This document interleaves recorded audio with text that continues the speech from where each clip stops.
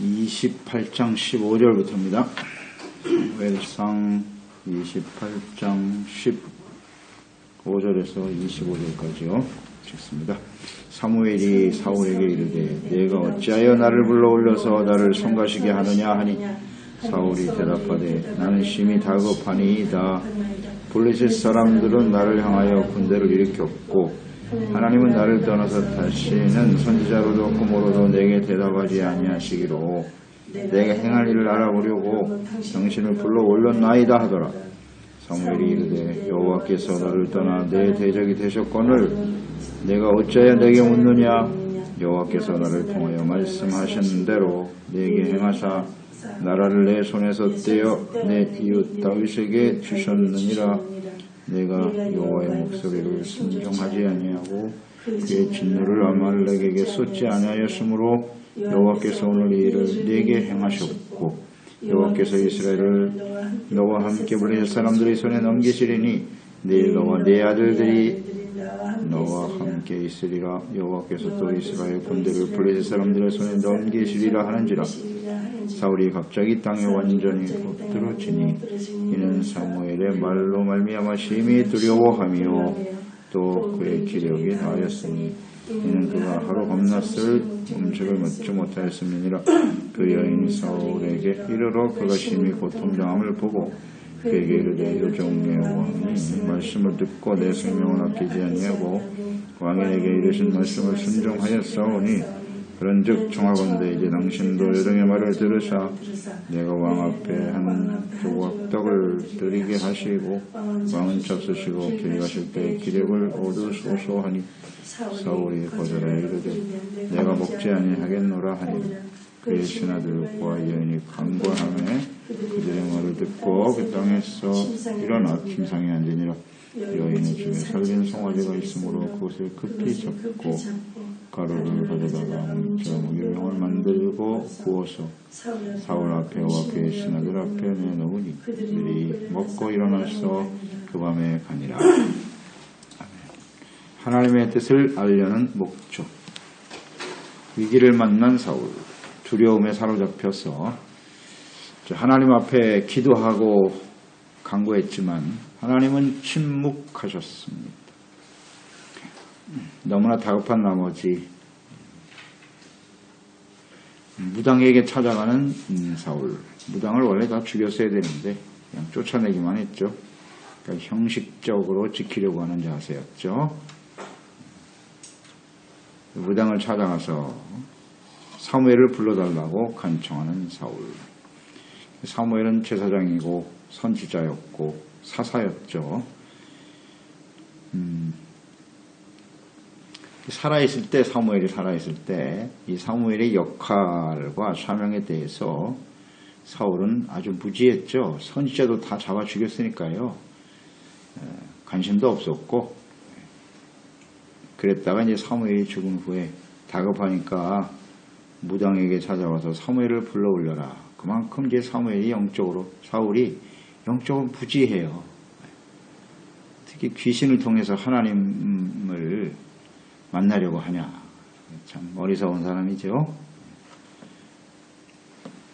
사무엘이 죽은 이후에 이스라엘과 사울이 더 이상 하나님의 인도하심을 받을 수 없게 되었다는 거죠. 없게 되었다. 지금 이 다급한 상태로 사무엘을 불러올리고 있는 사울. 사울이 원하는 건 뭐냐?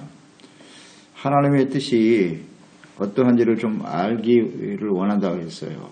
알고 내가 어떻게 내가 행해야 할 일이 무엇인가를 알기 위해서 사모하고 있죠. 다급한 상태에서. 이 사울의 태도를 보면서 하나님의 뜻을 알려고 하는 목적이 과연 어디에 있는가? 무엇 때문에 하나님의 뜻을 알려고 하지? 이런 걸 생각해 봐요. 이런 질문을 하게 되는 거예요. 자, 우리도 이런 위기를 만날 때가 있잖아요. 시련과 어려움이 다가올 때 우리도 궁금하잖아요. 하나님께서 무엇 때문에 이런 일들을 우리에게 당하게 하시는지, 또 앞으로 나의 삶이 어떻게 전개가 될 것인지 궁금하잖아요. 그래서 하나님 앞에 간구하고 기도하는데 하나님이 묵묵부답, 응답이 없어. 마음에 확신이 없어요. 어찌할 바를 모르겠어요. 이런 상태, 이거 오늘 이 사울의 상태가 아닐까? 이런 생각을 해보는 거예요. 누구든지 그래요. 어려움이 다가오면 하나님의 뜻이 궁금하다고요. 근데 그 목적이 어디에 있는가? 이런 걸 우리는 좀 생각하면서 묵상하면 될 것 같아요. 15절에 사울이 대답하되 나는 심히 다급하니이다. 이제 사무엘이 올라왔어요. 근데 이게 과연 사무엘일까? 사무엘의 일리가 있나? 사무엘의 일리가 있나? 사탄이 속이는 거죠. 무당을 통해서 사무엘이 올라올 리가 있나? 이게 다 속임수예요. 이 무당들도 신접합니다. 귀신들이 막 역사를 해요. 무당들을 통해서요. 매개체죠, 그게 일종의. 여기 나와 있는 사무엘은 사탄의 역사라고 봐야 돼요. 근데 문제는 뭐냐면 하나님께서 이런 사탄의 역사를 허용하시는 거예요. 이 장면은. 그걸 통해서도 허용하셔서 하나님의 뜻이 무엇인지 너무 다급하게 모르니까 그 귀신의 입을 열어서 하나님의 뜻을 지금 전달하고 있는 것이다. 그렇게 볼 수 있겠죠? 그가 너무 다급하게 나는 심히 다급합니다. 그 15절에 사울의 말을 한번 잘 볼 필요가 있어요.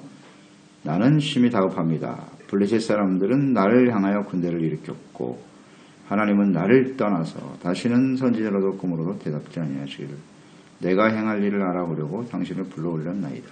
진짜 사무엘인 줄 아는 거예요. 참 어리석죠. 그리고 이 고백 속에 보면 계속 나가 강조돼요. 나 여전히 나 하고 있어요. 에휴, 참. 안타깝죠. 네. 나를 향하여 군대를 일으켰다.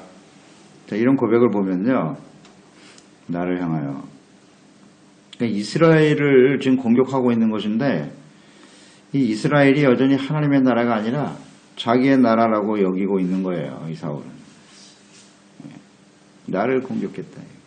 자기가 이스라엘의 왕이니까 이스라엘은 곧 자기 자신이다. 이렇게 말하고 있잖아요. 짐이 곧 국가다. 라고 외쳤던 어리석은 세속적인 왕의 모습과 같죠? 내가 국가라는 거예요. 이런 생각을 갖고 있어요. 이 사울이.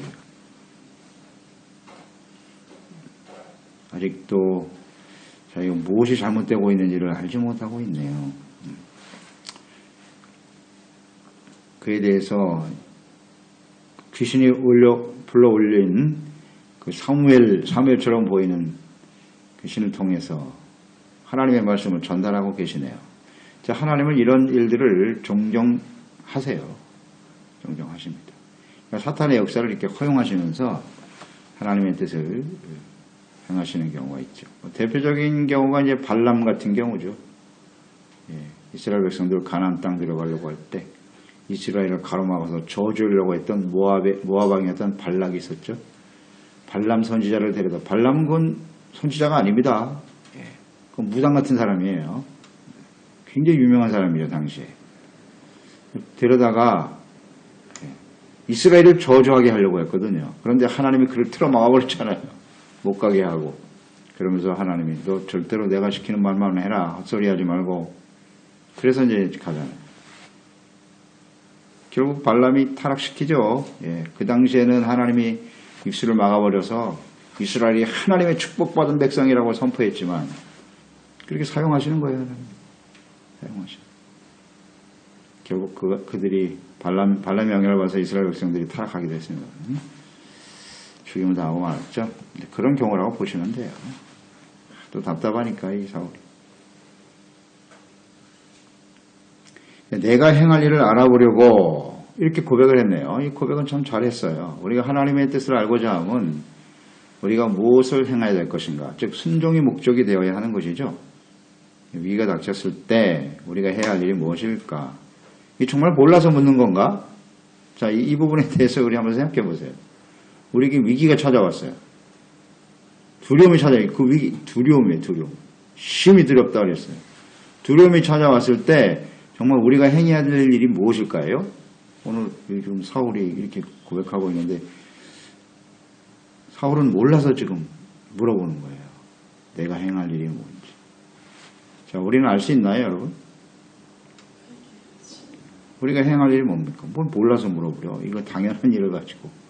위기가 닥쳤을 때는 회개해야 되죠. 겸손해져야 되는 거예요. 이건 아주 쉬운 거예요. 이걸 몰라서 이렇게 귀신에게 가서 구하는 이 어리석은 모습을 보세요. 뭘 몰라, 모르게. 회개하고 겸손해지면 돼요. 하나님을 믿어야 돼요. 그 다음엔 순종이에요. 하나님의 뜻에 대해서 철저히 순종해야 되죠. 그 중요한 단어들을 잘 묵상해 보세요. 모르면 안 되죠. 그 다음에 paciencia.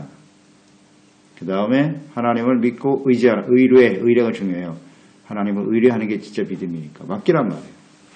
죽든지 살든지 흥하든지 망하든지 성하든지 쉬하든지 하나님께 나의 인생을 맡겨야죠. 그게 시련과 어려움이 다가올 때 해야 할 일 아니에요? 이걸 모르고 있으니까 인생이 사울처럼 되는 거예요. 뭘 몰라요. 그런데 그 고백이 내가 행할 일을 알아보려고 라고 지금 말하고 있는데요. 그게 진실한 마음에서 나온 것이어야 하죠. 내가 정말 순종하기 위해서 이렇게 묻고 있는 겁니다. 그런데 우리 계속 묵상해 보면 알겠지만 그게 진실한 고백이 아니죠. 그냥 알려고만 하는 거예요. 알려고. 행할 의도는 없고 좋은 말이 나올 리가 있나 그런 상태에서. 17절 19절에 보면 나라를 다윗에게 주셨다.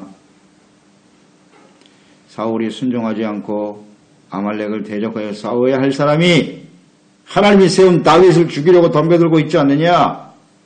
이 일은 곧 하나님을 대적하는 일이다. 내가 하나님의 대적이 되었구나. 이렇게 정확하네요. 비록 귀신이 일어나서 역사하고 있는데 그가 전하는 말은 아주 정확한 하나님의 뜻이에요. 그러니까 하나님이 지금 사탄을 사용하고 있는 거예요. 그렇게 봐야죠. 이 예언은 정확하다. 이 말씀대로 이제 사울은 죽습니다. 죽어요.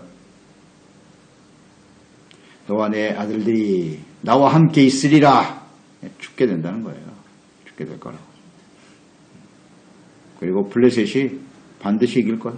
너는 절대 블레셋이 이길 수 없어. 자, 이걸 생각하면서 이런 생각을 하게 되죠.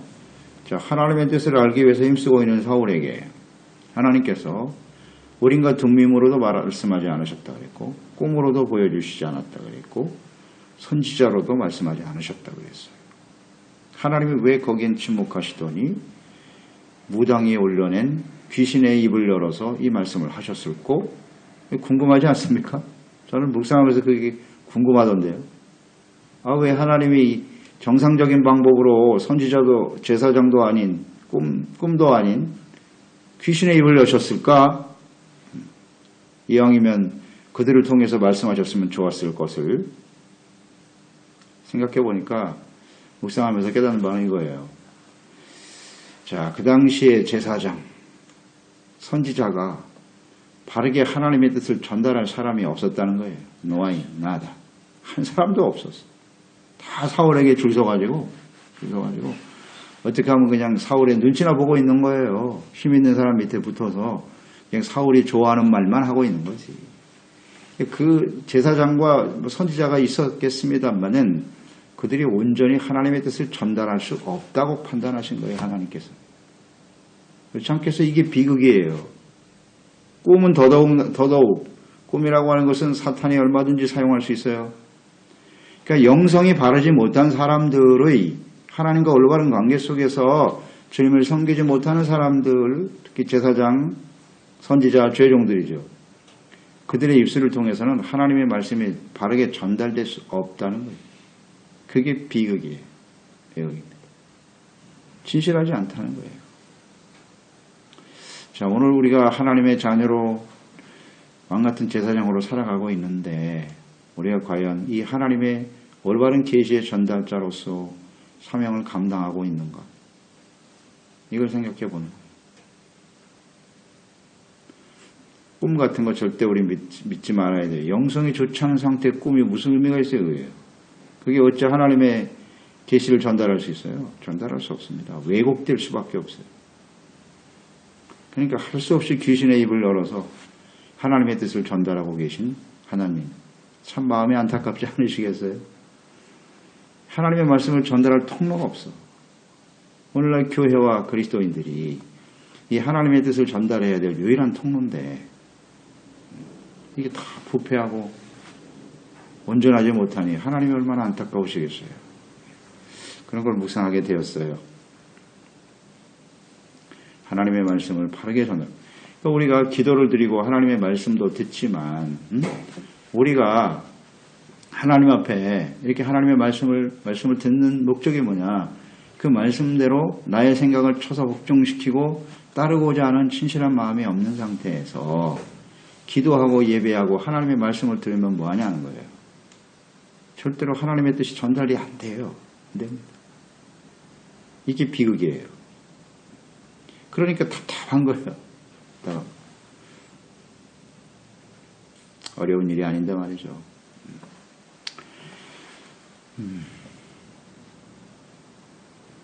너무나 다급하고 갈급하게 뜻을 묻고 있는 사울에게는 이 길밖에 없었어요. 그래서 하나님이 이 방법을 좀 사용하고 계시는 것이고요. 지금 사울은 이미 하나님께 버림을 받은 상태죠. 여러 번 기회를 줬지만 따르지 않았어요. 그래서 하나님의 말씀을 버렸다 그랬어요. 무시했어요. 사무엘 살아있을 때 거들떠보지도 않았어요. 죽이지 않은 게 다행이죠. 사울이. 아주 교만하고 완악한 상태에 있었단 말이죠. 영적으로 온전하지 못한 상태에서 욕심과 교만이 가득하잖아요. 죄악이 가득한 회개하지 않은 상태에서의 기도와 예배, 거기에 하나님이 침묵하실 수밖에 없겠죠. 어떻게 말씀하시겠어요? 침묵이에요. 그들에 대해서는 하나님 침묵하시는 거예요. 이사야서나 예레미야서, 선지서에 자주 나오잖아요. 하나님 백성들이 예배드리고 동물의 피를 흘리고 하나님 절대 하지 말라는 거 아니에요. 더 이상 내가 안 받아.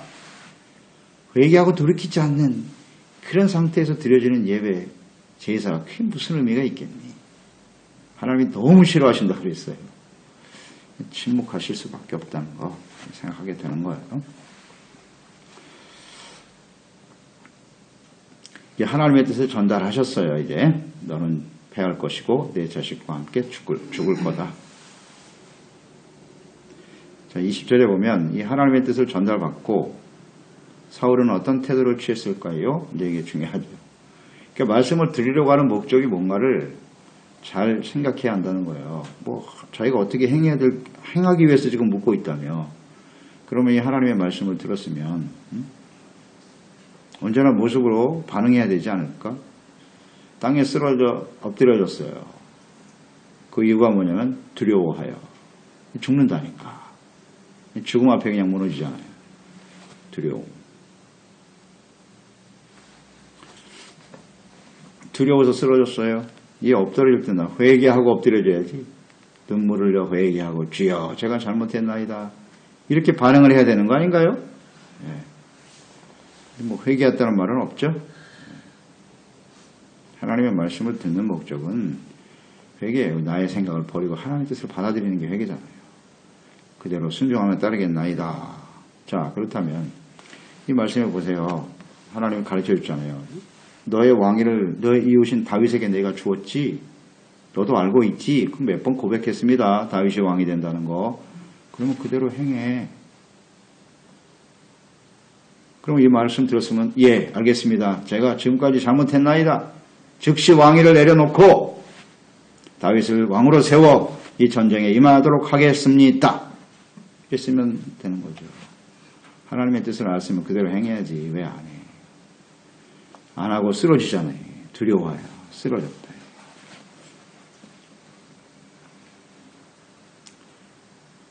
돌이킬 의도가 없네요.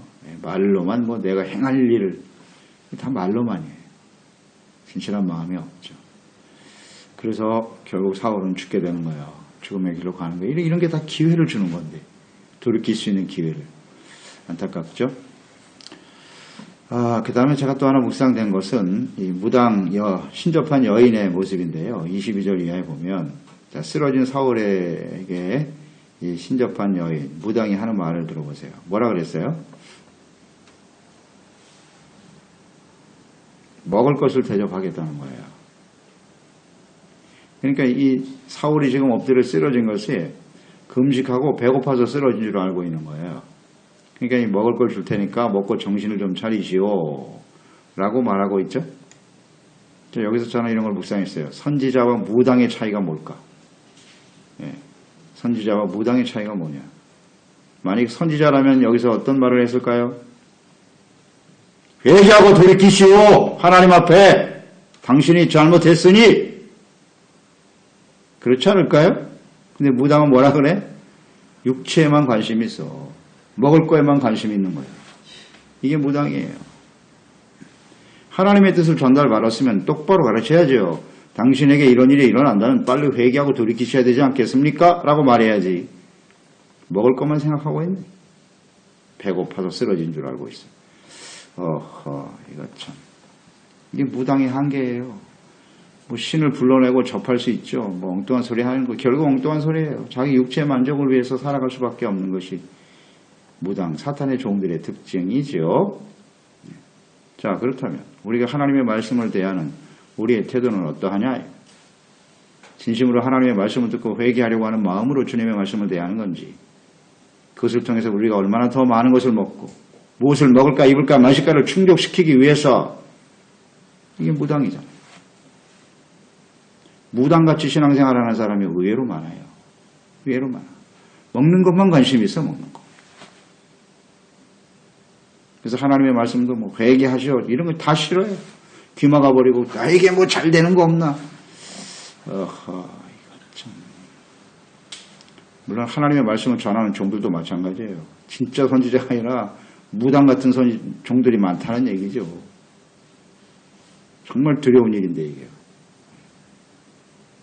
먹는 것만 관심이 있어. 그런 거 아니에요? 이 말씀 통해서 저는 그렇게 묵상이 되는데요. 무당이 할 수 있는 여기까지. 하나님의 뜻을 똑같이 들었으면 두렵고 떨리는 마음으로 같이 회개하고, 회개가 되나? 안 되지. 25절에 사울 앞에와 그의 신하들에게 송아지를 잡아서 내어놓았어요. 그랬더니 그들이 먹고 일어나서 그 밤에 가니라. 뭐 하러 온 거예요, 여기? 결국 송아지 고기 먹고 갔어? 그게 전부예요. 고기 먹고 밤에 가니라. 끝. 고기 먹으려고 왔나, 여기? 참 안타깝네요. 교회 와서, 교회 왜 오는 거예요? 뭐 때문에 예배 드리러 오는 거예요? 밥만 먹고 갔더라. 끝. 안타깝죠. 왜 교회 나와? 왜 하나님 말씀을 듣는 거예요? 이 사람은 뭐가 달라? 이 사울과 이 모습을 보세요. 갈급해서 나왔어. 갈급해서 나왔는데 결국 송아지 고기만 먹고 갔더라는 거죠. 회개하고 돌이켜야죠, 여기가. 근데 회개하고 돌이킬 수가 없다는 거죠. 이게 안타까운 거예요. 하나님의 말씀과 뜻을 알면 막 두려워하고 막 다급하고 안타까운 마음이 있었는데도 회개가 안 돼. 이 사람은 이미 버려진 사람이죠. 다윗에게 왕위를 넘겨야죠. 알겠습니다. 제가 가서 즉시 행하겠나이다. 이렇게 돼야 돼요. 결국 끝까지 미련을 버리지 못하고 아들들 데리고 나가서 자기만 죽지. 아들과 그 친구 요나단 얼마나 아까운 아들이에요. 요나단같이 신실한 믿음이다. 데려다가 다 죽이잖아요. 여기서 돌이켰으면 그 아들은 살았을 텐데. 참 안타깝구나. 그러니까 우리가 이 사울과 같은 영성을 가지고 있으면요, 나만 죽는 게 아니에요. 주변에도 많은 사람을 죽이는 거예요. 참 안타깝잖아요. 우리가 이런 모습을 가지고 주님을 좀 바르게 섬겨야 되겠다. 그래서 오늘 우리가 하나님의 말씀을 듣고 예배하는, 또 하나님의 말씀과 뜻을 알려고 하는 목적이 어디 있는가, 이걸 좀 분명히 하고 겸손한 마음으로 회개하고 돌이키면 되는데 그게 잘 안 된단 말이죠. 진실한 마음으로 좀 하나님 앞에 또 말씀 앞에 설 수 있는 저희들이 되어야 하겠습니다. 그래서 하나님 아버지, 오늘도 사울이 다급하고 두려워하는 나머지 귀신을 통해서라도 하나님의 뜻을 알고자 사모하는 그에게 하나님은 귀신의 입을 열어서 하나님의 뜻이 무엇인가를 정확하게 전달해 주었습니다. 뭐 그가 간절한 마음으로 고백하긴 했죠. 내가 무엇을 행해야 할지, 행할 일이 무엇인지를 알기를 원한다고 했지만 진정 하나님의 말씀을 접한 그는 진실한 마음으로 회개하고 돌이킬 수 없었어요. 당연히 하나님의 뜻을 알았으면 회개하고 왕위를 다윗에게 넘겨줘야 마땅한 일이지요. 그러나 입술로만 행할 일을 말하고 순종을 말하지만 행할 수 없는 사람, 그래서 결국은 멸망을 당할 수밖에 없다는 걸 생각하게 됩니다. 왜 하나님께서는 귀신의 입을 여실 수밖에 없었는가? 좀 심히 안타까운 일인데요. 하나님 앞에 진실한 마음으로 온전한 모습으로 주님의 말씀을 전달하고 증거할 사람들이 아무도 없었다는 거죠. 그 시대에는. 오늘 이때의 모습이 그와 같지 않나 생각합니다. 주여, 우리가 늘 겸손한 마음으로 온전한 믿음과 순종으로 하나님의 말씀을 대하게 하시고 말씀 앞에서 책망과 바르게 함과 의로 교육되어지게 하시고 회개하고 돌이켜 하나님의 사람으로 온전하게 되어져가는 우리 모두가 되게 하옵소서. 예수님의 이름으로 기도드리옵나이다. 28장 15절부터입니다. 웰상 28장 15절에서 25절까지요. 읽습니다. 사무엘이 사울에게 이르되 내가 어찌하여 나를 불러올려서 나를 성가시게 하느냐 하니 사울이 대답하되 나는 심히 다급하니